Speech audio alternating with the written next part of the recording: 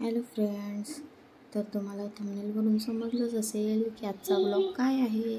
ते बघा, आम्ही झाडांसाठी असं सलाईन लावली होती, बरोबर पूजा करत होते आणि 8 दिवस झाडं कशी राहतील याच्यासाठी म्हणून आम्ही सलाईन लावली होती. आमचे बॅग पॅक आहे, ड्रायव्हर येऊन तयार आहे आणि आम्ही निघालो. तर बघा, आम्हाला नागपूर स्टेशनवर जायचं होते आणि स्नोनी बघा कसं पकडलं आहे. इथे आम्हाला बंदर दिसले होते आणि सकाळी सकाळी बघा 7-7:30 वाजले असेल तरी गर्दी, ट्रॉफिक किती होतं नागपूरमध्ये. आणि मग आम्ही केला नाश्ता.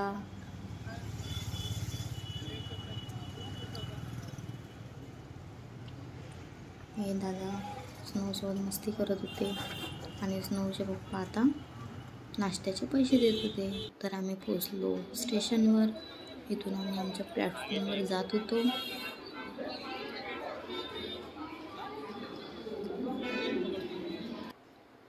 आणि इथे आम्ही सगळ्यांसोबत मिळालो. इकडून मम्मी पप्पा येत होते आणि आम्ही ट्रेनमध्ये बसलो आणि निघालो. आणि मधात बघा इतके छान छान व्ह्यूज होते, इतके छान झाडं, पूर्ण निसर्गरम्य वातावरण, खूप छान मन मोहून गेलं होतं. बघा, आमची ट्रेन टाइमपास करता करता आम्ही हा व्हिडिओ बनवला होता.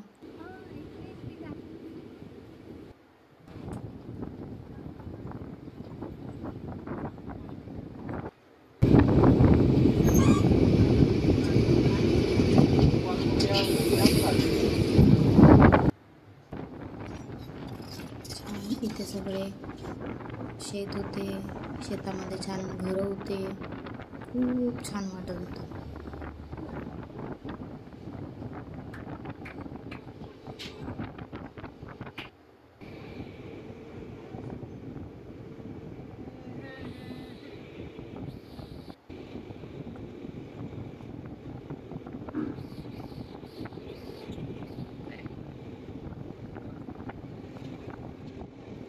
तसं हे आणखी सकाळचा व्ह्यू आहे. आम्ही रात्रभर प्रवास केला आणि सकाळी सकाळी पुन्हा स्नोचे पप्पा आणि स्नो असं स्टेशनवर उतरले होते तेव्हाचा हा फोटो आहे.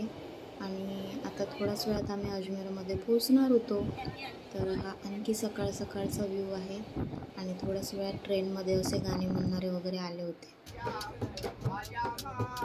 अरे खाजा के सवाली को खड़ा रहने दो, और मुझको मिल जाएगा सदका में चला जाऊंगा, खाजा की अदालत में पड़ा रहने दो, कुर्सी पर कोई भी बैठे, राजा तो मेरा, ओ राजा तो मेरा.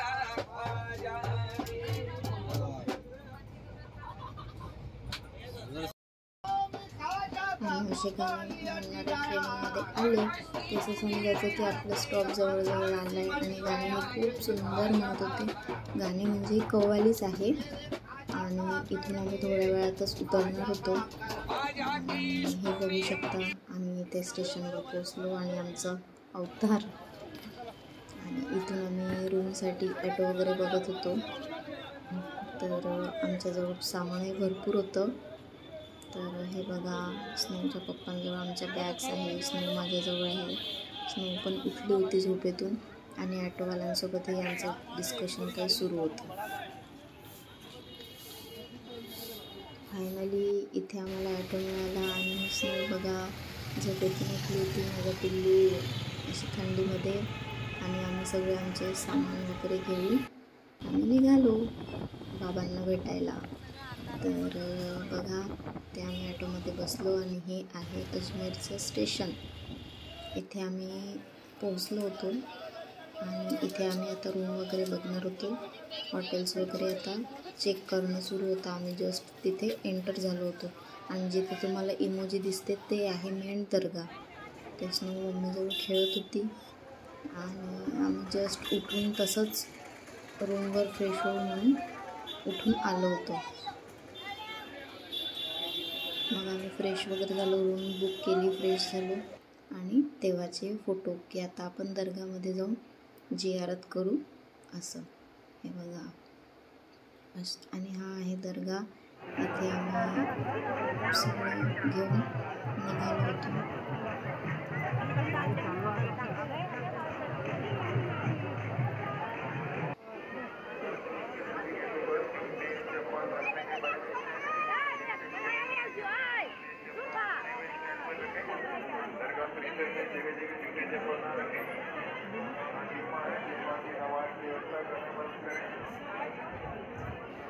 आणि याआधी आम्ही आलो तेव्हा माझी इच्छा होती की गरिबांसाठी आपण काहीतरी दान करावं. यासाठी आम्ही तांदूळ वगैरे घेतले आणि तिथे चढवले. आणि तिथून आम्ही गेलो ढाई दिन का झोपडा. तिथे आम्ही मोबाईल वगैरे नेलो नव्हते, त्याच्यामुळे थोडेसेच फोटो काढले. तसंच आम्ही रात्री पुन्हा दर्गामध्ये गेलो व्हिडिओज वगैरे बनवायला. तेव्हा मोबाईल नेला होता म्हणून हे रात्रीचं थोडंसं शूट करू शकलो. तर बघू शकता तुम्ही, रात्री, सकाळी, दुपारी, संध्याकाळी जेवढी म्हणजे तेवढीच गर्दी असते. गर्दी खूप गर्दी असते. तेव्हा आम्ही फक्त 3 जण गेलो होतो.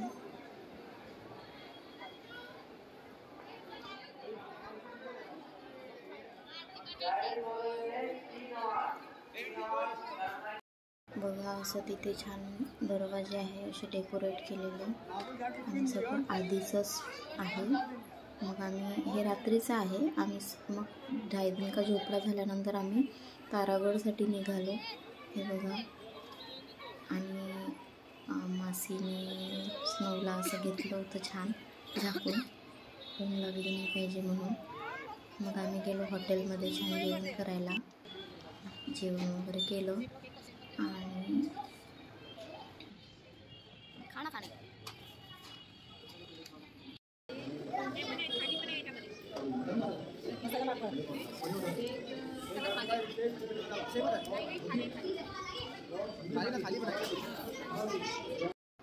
आणि आमचं जेवण वगैरे घेऊन तारागडसाठी निघालो होतो. आणि आमच्या तोंडात बघा किती सारी सूप होती सगळ्यांच्या.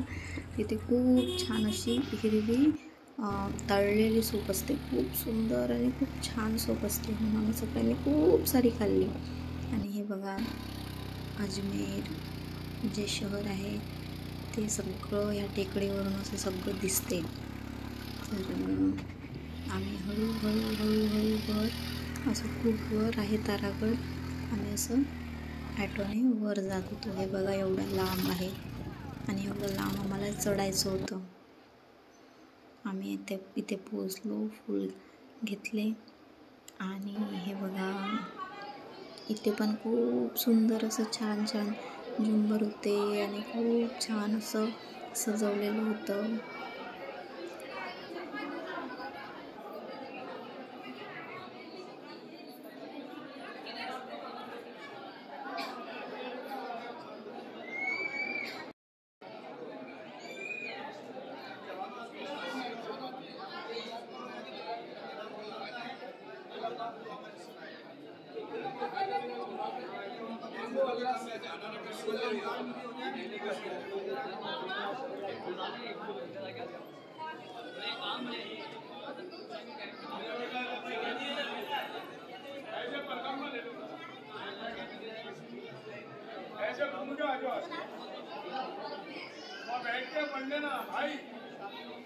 बघा तारागडची मेन मजार आहे ही.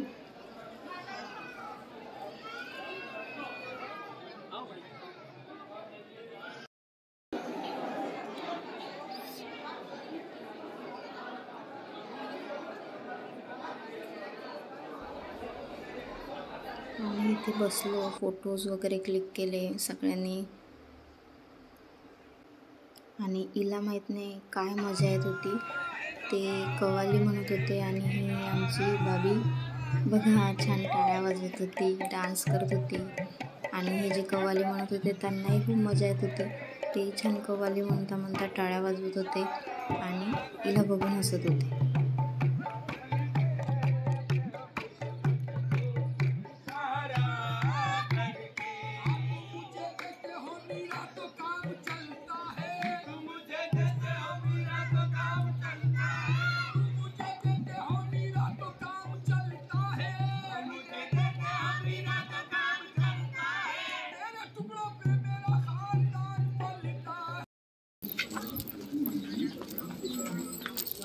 आता इथून आम्ही खाली जाण्यासाठी निघालो होतो.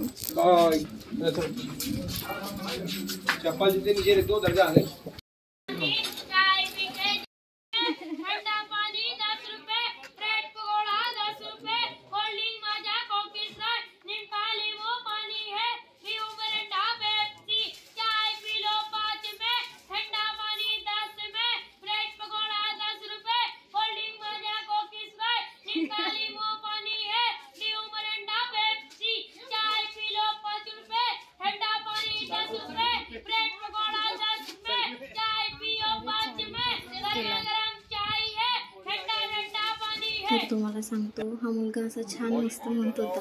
याची पण थोडी रेकॉर्डिंग करावं म्हटलं, तुम्हाला दाखवा म्हटलं. आणि बघा आम्ही उतरता आणखी असा छान मस्त असा व्ह्यू आम्हाला दिसला.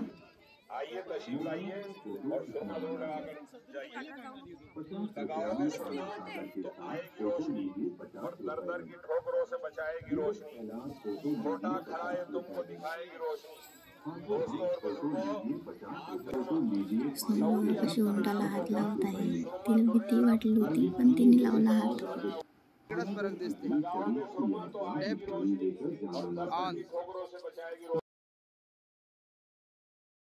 तो मालूम है वो स्मार्ट नहीं है करके, इसलिए वो फोटो नहीं खिंचवाती.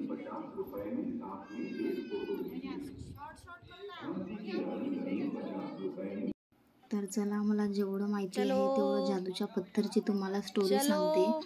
तर जादू विजय पाल नावाचा जो कोणी होता, तर त्याने ख्वाजा साहबवर दगड फेकला होता. तर ख्वाजा साहबने म्हटले होते की खुदा की मर्जी है तो मेरे ऊपर आजा, त्या दगडाला म्हटलं होतं. आणि खरंच जर जादुई शक्ती आहे तर तू तिथेच थांबून जा. तर तो दगड खरोखर तिथेच हवेत थांबून गेला. तसंच आम्ही आता आमच्या अथक प्रयत्नांनी जादूच्या पत्थरजवळ पोहोचलो. तसंच ख्वाजा साहबचा जो वली होता त्याच्या 2 बोटांचे निशाण आहे जादूच्या पत्थरवर. तसंच घोड्याच्या 2 टाचांचेही निशाण आहे. आणि वलीच्या चाबकाचे देखील निशाण आहे त्या जादूच्या पत्थरवर. तर तुम्हाला आता दिसेलच, तुम्ही बघा.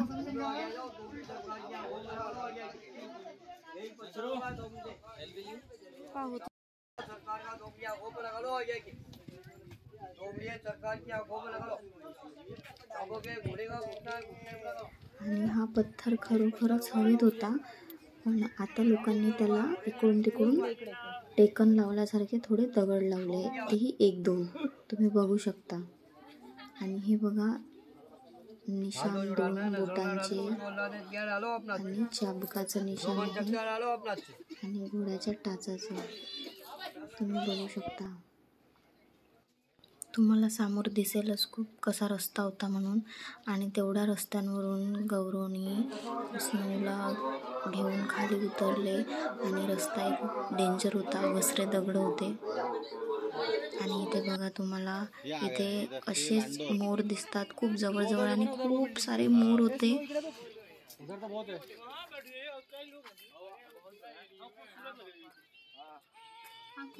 एक मोर है, 2 कांटो.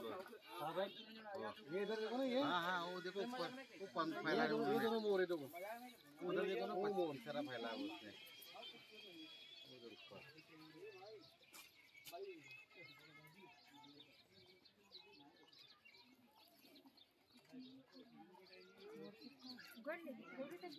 किती दूर पड़ते हैं तो इतने ही तो रहते. ते बघ मोर, बघ मोर.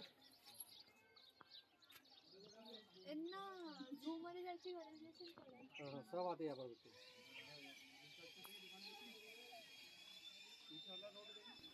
आणि संध्याकाळी आम्ही घरी आलो आणि आमच्या रूमवरून डायरेक्ट खाली दर्गा असल्यामुळे आम्हाला छान चादर वगैरे दिसली. खूप मोठी चादर होती. आणि आम्ही प्रत्येकदा जातो तो प्रत्येकदाच आम्हाला अशी चादर दिसते. मिन्नतीची चादर असते ही, आणि दर्गामध्ये चढवायला जात असते.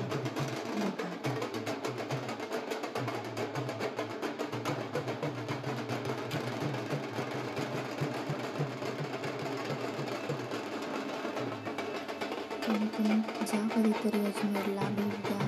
तर चला तर मग भेटूया नेक्स्ट व्लॉगमध्ये. तोपर्यंत बघत राहा.